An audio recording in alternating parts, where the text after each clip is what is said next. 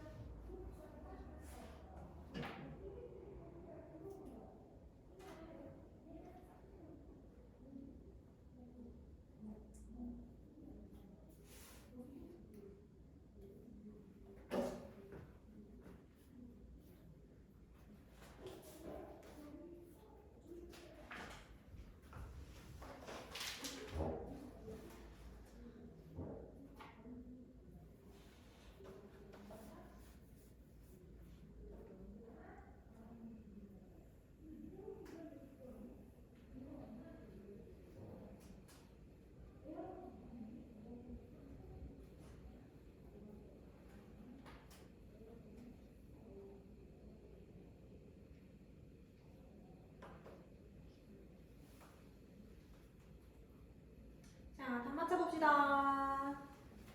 1번에 4번, 3번에 4번, 4번에 횡파는 기역, 디귿, 미음, 시오. 종파, 니은, 리을, 비읍. 6번에 3번, 7번에 1번, 4번, 5번. 8번에 파장, 10, 진폭 4. 모르겠는 거 있어요? 없죠? 그러면 88페이지 파동의 잠바 속력.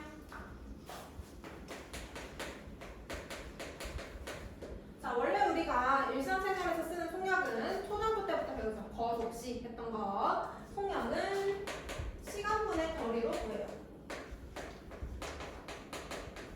파동에서도 똑같습니다. 파동의 속력은 똑같이 시간분의 거리로 할 건데 파동 하나가 이동할 때 걸리는 시간, 파동 한 번 진동할 때 걸리는 시간, 주기라고 했었지. 주기.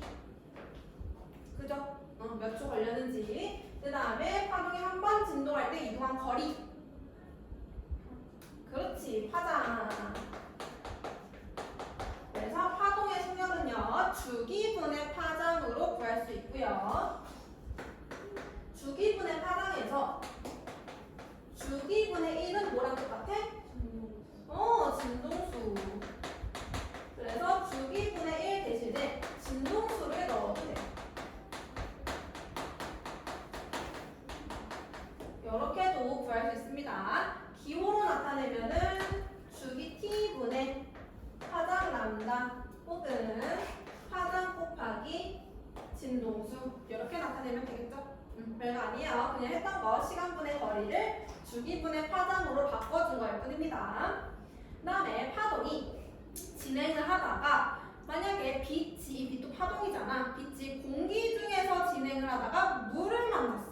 그러면은 속력이 달라져요. 매질에 따라서 속력이 달라지게 되는데 한번 보면은 물결파 같은 경우는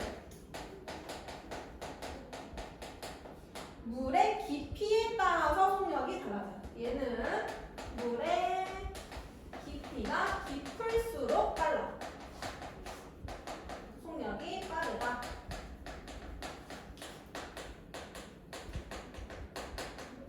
그러면은 깊이가 만약에 같다면 모든 파동은 속력이 똑같아요. 물결파는 다른 파동이라 하더라도 물결파면은 깊이가 같으면은 속력이 똑같아. 만약에 물결파 두 개가 있는데 진동수가 다르대. 근데 물의 깊이는 같아. 그래도 속력은 동일해. 왜 그러냐면 진동수가 달라지면 진동수가 만약에 커졌어. 근데 속력이 똑같아야 돼. 그럼 뭐가 바뀌어요? 파장이 바뀌면 되겠지. 진동수가 커지면 대신에 파장은 작아져요. 그러면서 속력은 똑같아져. 근데 얘는 두 개의 파동이었고 한 개의 파동이라면 한 번 진동해서 생긴 파동이라면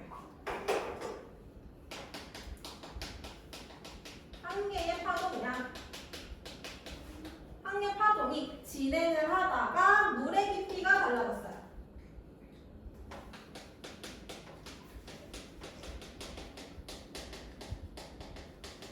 그러면 속력 달라지지. 속력은 무조건 물의 깊이에 따라서 결정이 되는 겁니다. 속력이 달라졌어. 근데 하나의 파동이면요, 깊이랑 상관없이 주기와 진동수는 일정해요.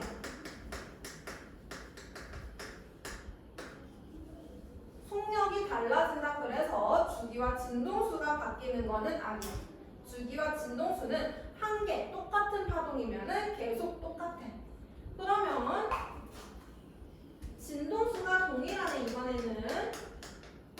그러면 속력이 달라지면, 속력이 빨라지려면은 뭐가 바뀌면 돼? 진동수는 똑같대. 근데 속력이 커져야 돼. 그러면 파장이 커지면 되겠죠. 이런 식으로 파장이 달라짐에 따라서 속력이 바뀌는 거야.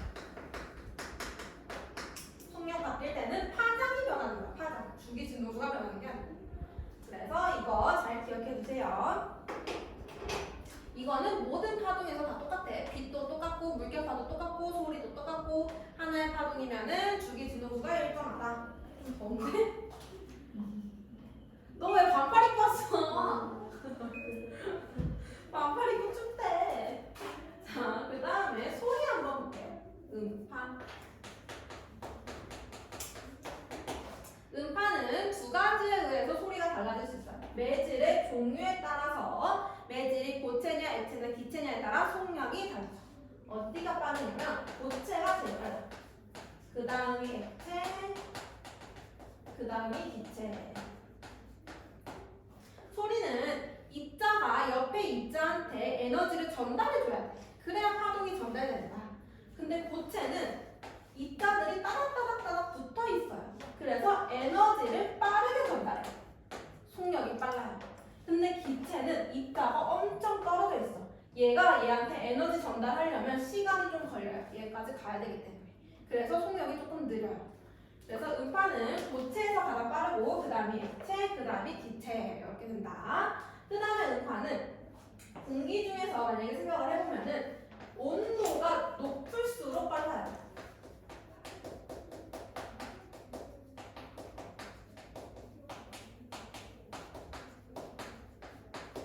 온도가 높을수록 속력이 빨라져요.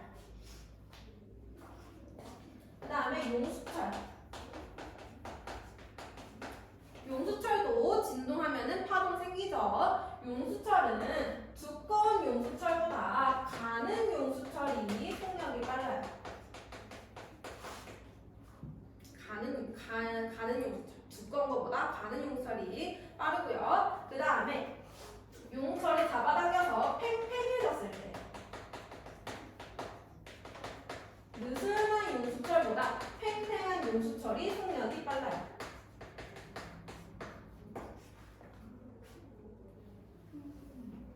만약에 수업에다가 선생님 목소리가 안 들리면 같이 이렇게 책상에 길을 기울이면 들리나요? 아니야, 소리의 크기가 달라지는 건 아니에요. 소리가 빨리 전달되는 거야. 빨리. 그 외 기차에서 기차 선로에 귀 안 대봤지. 그러면 안 돼. 위험해. 기찻길에서 기차가 들어올 때 소리가 들려요. 근데 가만히 서서 공기 중에서 기차 소리를 듣는 것보다 그 기찻길에 귀를 대고 진동을 느끼는 게 더 빨라. 안 해봤죠? 옛날 얘기입니다. 하면 안 됩니다. 자, 그래서 속력이 달라질 수 있고요. 이번에 할 거는 파동이 진행을 하다가 빛으로 해볼게요. 빛. 파동이 진행을 하다가 매질, 다른 매질을 만났을 때 일어나는 현상을 한번 볼 거예요.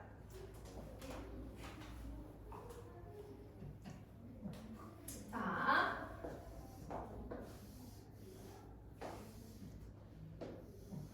매질 두 개가 있어요. 공기 중에서 진행할 건데 매질 두 개가 있어. 근데 얘가 빛이 진행을 하다가 매질 경계면에서 두 가지 일이 일어나. 만약에 이 빛이 이 매질을 통과할 수 없는 그런 매질이야. 거울 같은 거. 통과할 수 없는 매질을 만나면요. 얘는 반사돼. 다른 매질인데 통과할 수 없으면은 반사가 돼버리고, 만약에 공기 중에서 빛이 가다가 물을 만났을 때 물을 빛이 통과할 수 있죠? 이렇게 통과할 수 있는 빛을 만나면 얘가 꺾여요. 꺾이는 현상이 일어나요. 이렇게 반사되는 거, 그리고 꺾이는 거는 굴절이라고 합니다.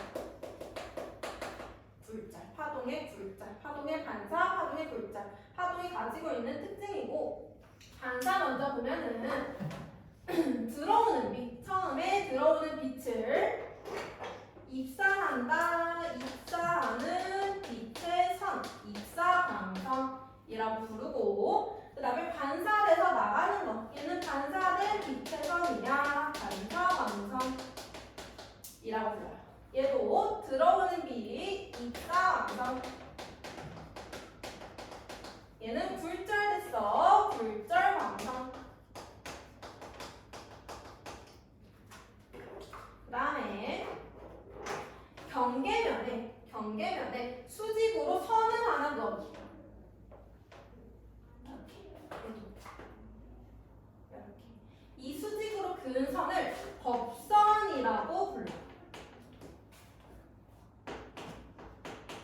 반사는 기준점이 되는 선이야. 기준점. 우리가 여기서 각도를 볼 거야. 각도. 근데 각도 볼 때 항상 법선이 기준이 되어야 돼.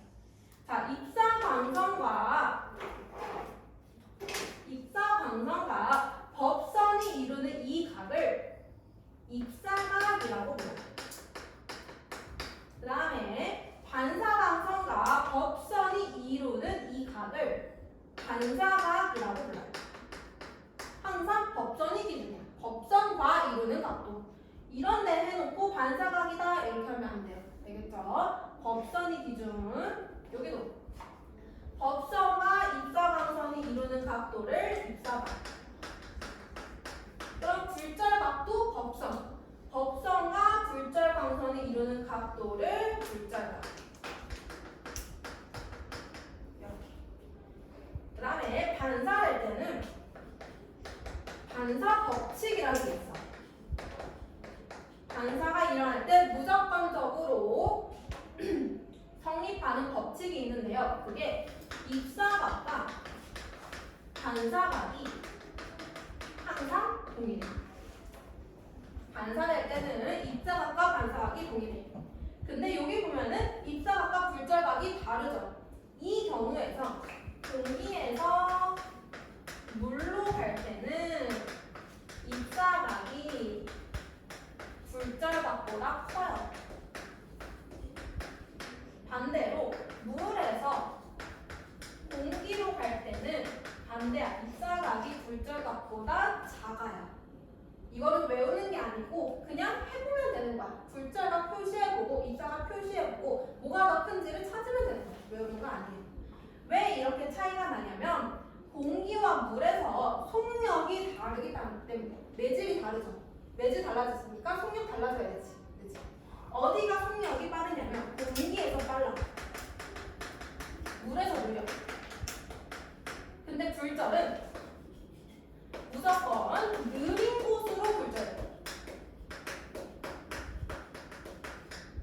만약에 굴절이 안 되었다면 얘가 쭉 이렇게 들어왔을 거 아니야. 이렇게 들어왔었어야 되잖아. 근데 얘가 아래쪽으로 굴절되지. 아래쪽에 있는 물이 느리기 때문에 느린 쪽으로 굴절돼. 그럼 반대로 물에서 공기로 나가는 거야. 이렇게.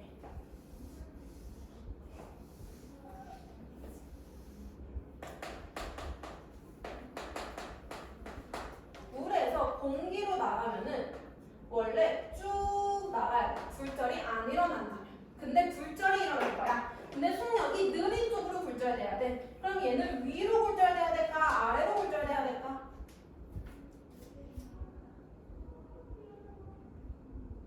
속력이 느린 쪽. 물이 느리다. 아래쪽. 물 쪽으로 굴절이 일어나요. 이렇게. 그럼 여기서 굴절각을 찾아보면은 법선은 또 그려내. 법선을 경계면의 수직으로 긋고 그럼 굴절각이 법선과 굴절광선 이루는 각 여기 될 거고 입사각은 입사광선과 법선이 이루는 각 여기가 될 거야. 뭐가 더 커? 얘가 더 크죠. 굴절각이 더 크죠. 그래서 물에서 공기로 갈 때는 굴절각이 커. 빠른 곳에서 느린 곳으로 가면은 입사각이 크고요. 느린 곳에서 빠른 곳으로 가면은 굴절각이 더 커져요. 그래서 이게 달라진다라는 얘기입니다. 그래서 굴절되는 게 옛날 속담 중에서 낱말은 새가 듣고 반말은 쥐가 듣는다 속담 알아? 그거 굴절이다. 소리 굴절. 소리가 온도에 따라서 굴절되거든. 낮에는 온도가 높고 밤에는 온도가 낮지. 그래서 온도가 달라지면 걔네가 굴절이 되어요. 속력 달라지잖아. 낮에는 굴절이 위로 돼. 속력 느린 쪽이에요. 밤에는 굴절이 아래로 돼. 그래서 낮에는 위에 있는 새가 소리를 듣고 밤에는 아래에 있는 쥐가 소리를 들어요. 과학적이지.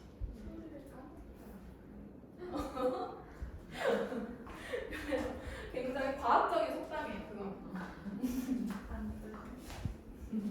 어디가 더 자랑해? 왜 낮에 소리는 새가 듣는 줄 알아? 굴절이 되기 때문이야. 자랑.